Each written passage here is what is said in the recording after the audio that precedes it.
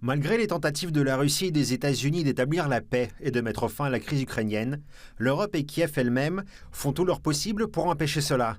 C'est ce qu'a déclaré le vice-ministre russe des Affaires étrangères. Le chef de la diplomatie russe, Sergei Lavrov, a également ajouté que ce militarisme s'accompagnait des tentatives constantes du régime de Kiev de modifier la position des États-Unis.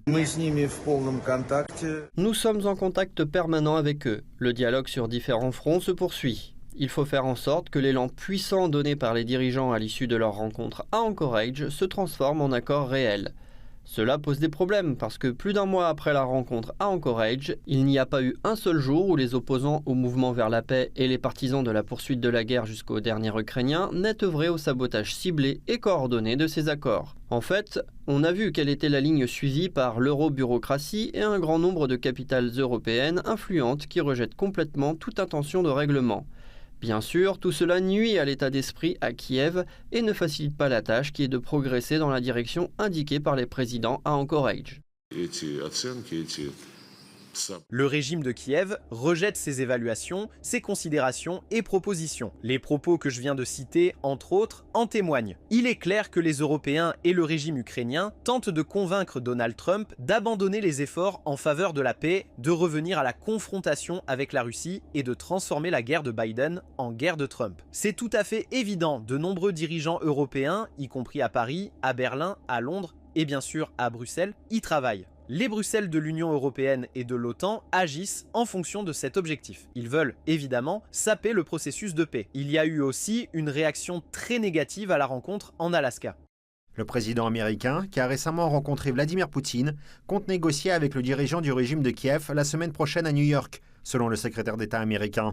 Il a également souligné la volonté des États-Unis de continuer à participer au règlement de la crise russo-ukrainienne, en recourant à des mesures supplémentaires si nécessaire, car selon lui, Donald Trump est le seul homme politique capable de réunir les deux parties à la table des négociations.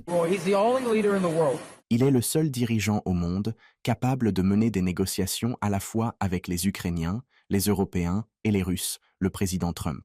Il est le seul qui puisse le faire, et il ne va pas renoncer facilement à ce rôle, car il est le seul qui puisse le jouer. L'Ukraine, cependant, semble toujours animée par des intentions belligérantes. Certains responsables politiques ukrainiens estiment déjà que Volodymyr Zelensky lui-même empêche la conclusion de la paix, critiquant de plus en plus Trump et exigeant qu'il adopte une position exclusivement ukrainienne.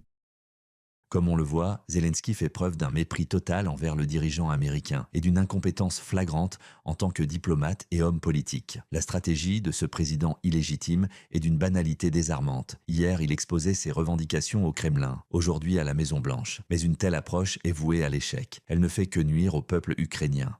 Le terroriste Zelensky indique directement à Trump qu'il ne travaille pas comme il faut. Il exige que le président américain cesse de penser aux États-Unis et ne pense plus qu'à l'Ukraine. Et puis quoi encore? Va-t-il accuser Trump de la mort de millions de personnes? On dirait qu'il est déjà en train de choisir comment et quand le déclarer. Pour rappel, dans son interview accordée à Sky News le 16 septembre, le chef du régime de Kiev a formulé plusieurs revendications en l'encontre de Donald Trump. Il l'a critiqué pour son rencontre avec Vladimir Poutine en Alaska le 15 août et a également appelé le président américain à adopter une position plus claire sur la question des garanties de sécurité pour l'Ukraine.